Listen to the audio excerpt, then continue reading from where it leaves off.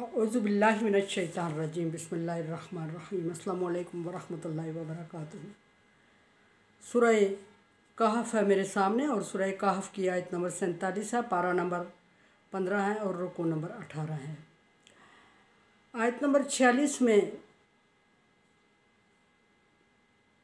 बल्कि पिछली 5, 4, 6 आयत में अल्लाह तबारक व तआला ने मुनकरीन एक आखरत को वार्निंग दी और फिर तौहीद बारी ताला को ना मानने वाले और शिरक करने वालों को वार्निंग दी कि दुनिया की ज़ेबो ज़ीनत और उसकी तबाही का जिक्र फरमाया। और फिर आयत नंबर 46 में अल्लाह तबारक व तआला ने उन नेक अमाल का जिक्र फरमाया जो इंसान के काम आने वाले और हमेशा रहने वाले हैं और जिन पर बंदा उम्मीद रख सकता है। फिर कुछ ऐसी बातें कि जो नेक भी हो, बाकी भी रह सकती हैं, नेक भी हो सकते हैं और बुरे भी हो सकते हैं, अमल पे डिपेंड करता है। कुछ चीज़ें ऐसी भी जिक्र फरमाई। अब देखते हैं कि आयत नंबर 47 में अल्लाह तबारक व तआला किन लोगों से खिताब फरमा रहे हैं और क्या फरमा रहे हैं। आयत नंबर 47 में अल्लाह तबारक व तआला ने बात को जारी रखते हुए क़यामत का जिक्र फरमाया। एक रूटीन में बात तसलसल चलता रहा और क़यामत तक पहुँच गया। क़यामत का जिक्र फरमाते हुए अल्लाह तबारक व तआला ने क़यामत की होलनाकियों का जिक्र फरमाया और सबसे बड़े चंद एक चीज़ें जिक्र फरमाई। और सबसे पहले जिस चीज़ को जिक्र फरमाया वो पहाड़ों को जिक्र फरमाया।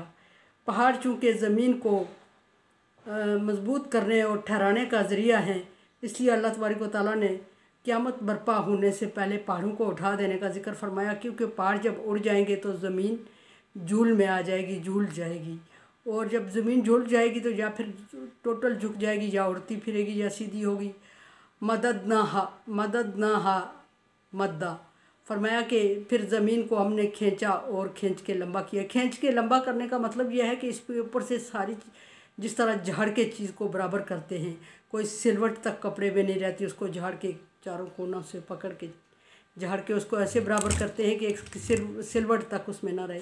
इस तरह ज़मीन को फरमाया कि और कोई तिनका तक उसमें ना रहे चादर पर। इस तरह ज़मीन को झाड़ा और खींचा जाएगा और वो बिल्कुल बैलेंस पे सीधी हो जाएगी। कोई घास फूस, कोई पहाड़, कोई कतरा, कोई पत्ता, कोई चीज़ इस पर नहीं रहेगी।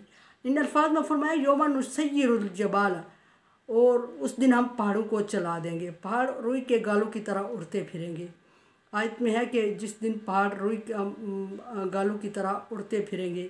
फिर यहाँ फरमाया कि तरल अर्ज़ा बाजरा, और आप ज़मीन को बिल्कुल खाली खमोली और सीधा सादा और खींची हुई तनी हुई देखेंगे और उसमें एक सिलवट तक, एक कतरा तक, एक पत्ता तक, एक तिनका तक नहीं होगा।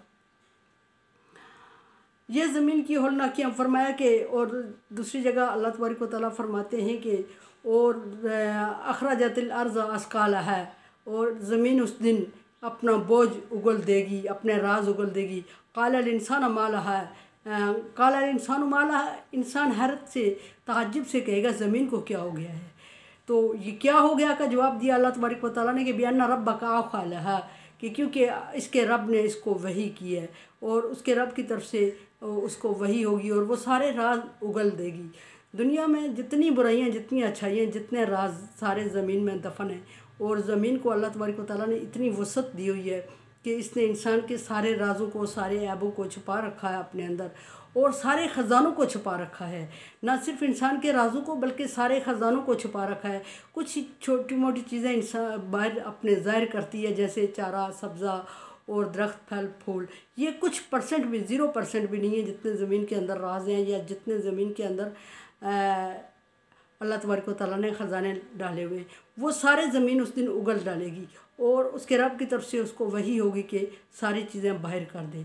चूँकि ना उसमें पहाड़ रहेंगे, ना उसमें सरसब्ज़ कोई चीज़ रहेगी और वो बारीक हो जाएगी। एक हदीस के मुताबिक यह है कि बारीक चादर की तरह हो जाएगी और कोई उसमें चीज़ छुपने वाली होगी ही नहीं। फरमाया कि हशरनाहुम फलम नुगादिर मिनहुम अहदा, और तमाम जिन्नो इंस को, तमाम मखलूक़ात को इकट्ठा किया जाएगा, लेकिन यहाँ सिर्फ जिन्नो इंस मुराद लिए जाएंगे इसलिए कि हिसाब होना है और हिसाब जिन्नो इंस से होगा और बाकी मखलूक से हिसाब नहीं होना। फरिश्ते चूँकि बुराइयों से पाक हैं, उनके पास ऑप्शन ही नहीं है बुराई का, सो उनसे हिसाब भी नहीं होगा।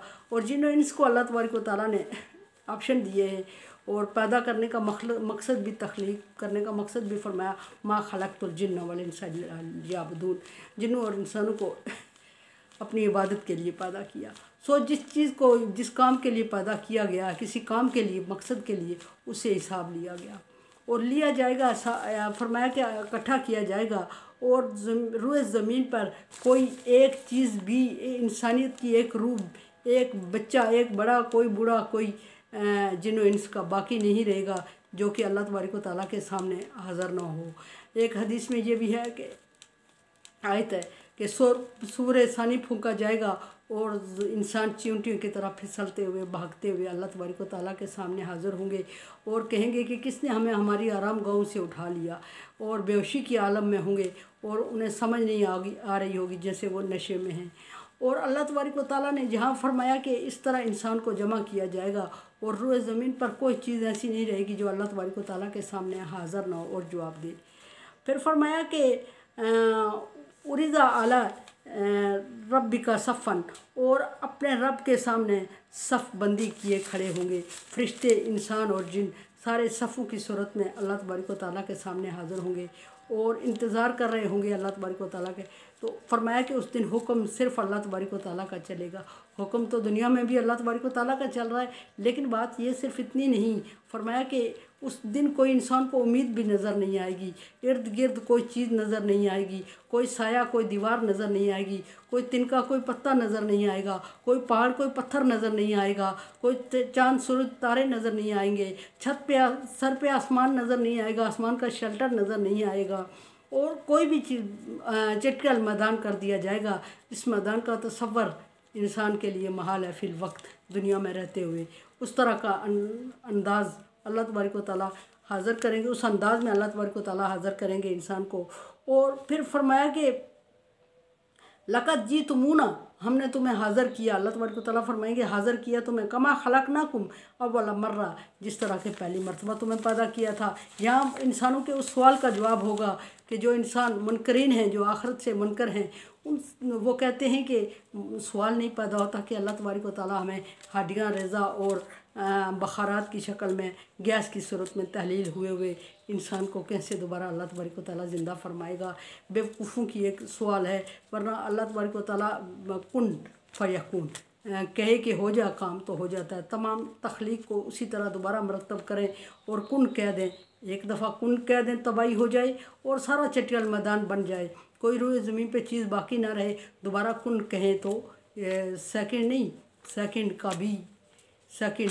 का भी उसका आखिरी हिस्सा वो अल्लाह तबारक व तआला कुन कहने के से ज़मीन, आसमान और ज़मीन में जितनी मखलूक पाई जाती है, इससे कहीं ज़्यादा मखलूक दोबारा तख्लीक हो जाए और अल्लाह तबारक व तआला के सामने हाज़िर हो जाए। फरमाया कि लक़द जीतुमूना कमा खलक़ना अव्वल मर्रा, ऐसे ही तुम्हें हाज़िर किया जिस तरह पहली मरतबा तुम्हें पैदा किया था। और ये उनकी गलतफ़हमी के जवाब में अल्लाह तबारक व तआला फरमाएगा। और गलतफ़हमी ये कि वो आखिरत को नहीं मानते। अब उनको यकीन आ गया होगा, और यकीन जब आ जाता है तो उस वक्त बंदा ईमान लाने की कोशिश करता है, लेकिन उस वक्त का ईमान कारगर साबित नहीं होगा। अल्लाह तबारक व तआला का वादा है कि इनको एक वक्त दिया हुआ है, उस वक्त में ये गुमराही में पड़े हुए हैं, और जब वो पूरा होता है वक्त, कोई एक सेकंड अल्लाह तबारक व तआला आगे या पीछे नहीं करता। सो वक्त पूरा हो चुका होगा और अब वो ख्वाहिश करेंगे कि हम दोबारा, हमें दुनिया में भेज दे अल्लाह, और हम ईमान लाएंगे, मुवाहद होंगे और तेरे अलावा किसी की इबादत नहीं करेंगे, तुझे समझेंगे, तुझे पकारेंगे और तुझसे मदद मांगेंगे, सब कुछ तेरे लिए करेंगे। लेकिन अल्लाह तबारक व तआला इनकार करते हुए कि अब वक्त नहीं रहा, आपका वक्त ख़त्म हो चुका है, अब अल्लाह तबारक व तआला के फ़ैसले का वक्त आएगा।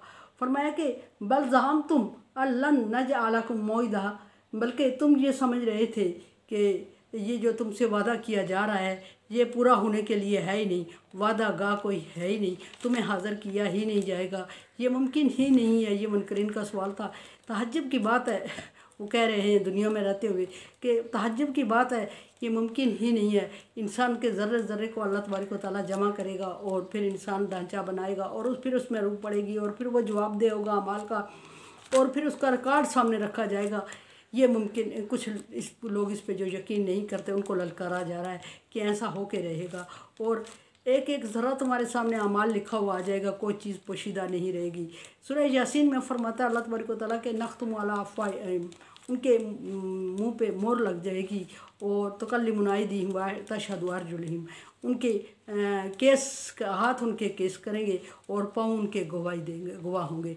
यानी कि हाथ पाँव इंसान के बारे में, और इंसान के अज़ाए जिस्म को ज़ुबान मिल जाएगी, और अज़ाए जिस्म को ज़ुबान मिल जाएगी और ज़ुबान बंद, इंसान की अपनी ज़ुबान बंद हो जाएगी, और हर उज़्व जिस्म इंसान का जिससे जो काम किया जाए, जिससे जो गलती जो गुनाह सरजद हुआ वो ख़ुद बोल के बताएगा। इंसान का अपनी ज़ुबान खामोश रहेगी, उसको ये सारी ज़ुबानें हर उज़्व को ज़ुबान मिलेगी, और हर एक अपने लिए गवाही भी देगा, अपने किए हुए का अमाल का इस रिकॉर्ड भी पेश करेगा।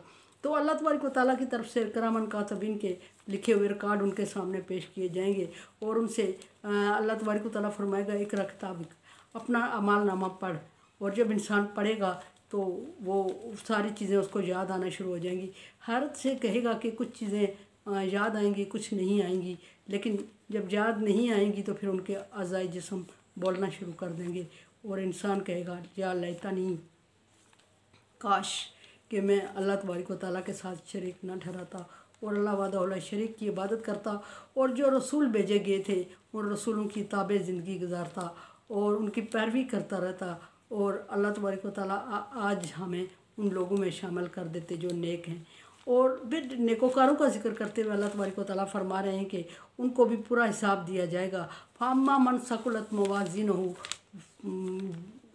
जिसका अमाल नामा वज़न में भारी होगा, यानी कि नेक अमाल ज़्यादा होंगे, फ़हुव फ़ी ईशतिन राज़िया, वो मनपसंद ज़िंदगी में होगा। अम्मा मन खफ़्फ़त मवाज़िनहु, जिसका अमाल नामा कम होगा वज़न में, यानी नेक अमाल कम होंगे, वो उम्मुहु हाविया, उसका ठिकाना हाविया होगा।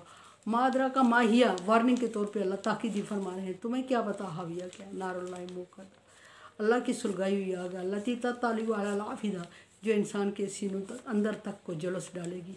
तो ये अल्लाह तबारक व तआला ने सूरत में जमा करने का और मैदान हशर का एक छोटा सा मंज़र पेश फरमाया, और अल्लाह तबारक व तआला से दुआ है कि अल्लाह ताला पसंदीदा काम करने की तौफ़ीक अता फरमाए और अज़ाब से महफूज रखे। मेरे चैनल को देखें, समझें और मुझे राय दें। तावनु अलल बिर्रि वत तक़वा, नेकी और अच्छाई के काम में एक दूसरे से तावन करो, ये अल्लाह का हुक्म है और आप पे ज़िम्मेदारी।